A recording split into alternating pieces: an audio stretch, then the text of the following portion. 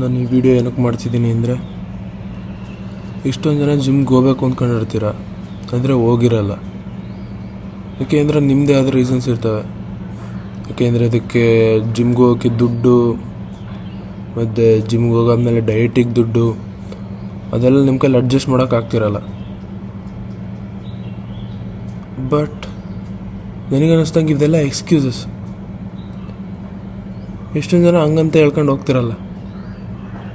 ಅವೆಲ್ಲ ಬಿಟ್ಟಾಕಿ.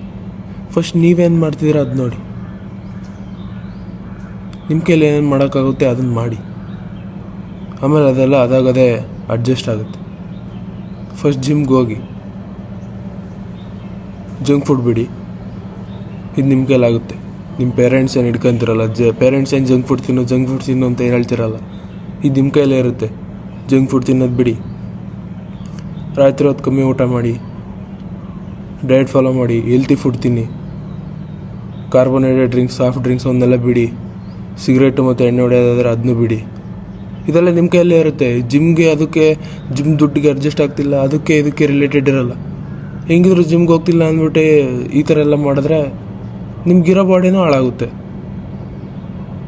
ನಿಮ್ಮ ಕೈಲಿ ಏನಾಗುತ್ತೋ ಅದನ್ನು ಮಾಡ್ಬೇಕಲ್ವ. ನಿಮ್ಮ ಕೈಲಿ ಏನಾಗುತ್ತೋ ಅದನ್ನು ಮಾಡಿ. ಆಮೇಲೆ ಅದೆಲ್ಲ ಅಡ್ಜಸ್ಟ್ ಆಗುತ್ತೆ. ಆಮೇಲೆ ಫಸ್ಟ್ ಜಿಮ್ಗೆ ಹೋಗಿ. ನನ್ನ ಹತ್ರನೂ ಡಯಟಿಗೆಲ್ಲ ದುಡ್ಡು ಇರಲಿಲ್ಲ. ನಮ್ಮ ಮನೇಲೂ ದುಡ್ಡು ಕೊಡಲಿಲ್ಲ ಜಿಮ್ಗೆ ಹೋಗೋಕ್ಕೆ. ನಾನು ನನ್ನ ಖರ್ಚಲ್ಲಿದ್ದ ದುಡ್ಡು ಪೂರ್ತಿ ಖರ್ಚು ಮಾಡಿ ಜಿಮ್ಗೆ ಹೋದೆ. ಜಿಮ್ ಒಂದು ತಿಂಗಳು ತಗೊಂಡೆ. ಅದಾದಮೇಲೆ ನಾನು ಮನೇಲಿ ಒಬ್ಬಿಸ್ಬಿಟ್ಟು ಏನೋ ಒಂದು ಮಾಡಿ 1 ಇಯರ್ ಪಾಸ್ ತಗೊಂಡಿದ್ದೀನಿ. ನನಗೂ ಫಸ್ಟ್ ಜಿಮ್ಗೆ ಹೋಗ್ಬೇಕಾದ್ರೆ ದುಡ್ಡು ಇರಲಿಲ್ಲ. ಈಗ ಹಂಗೋ ಹಿಂಗೋ ಮಾಡಿ ಎಲ್ಲರೂ ಮಾಡಿ ಹೊಂಚ್ತೀನಿ, ಅಡ್ಜಸ್ಟ್ ಮಾಡ್ತೀನಿ.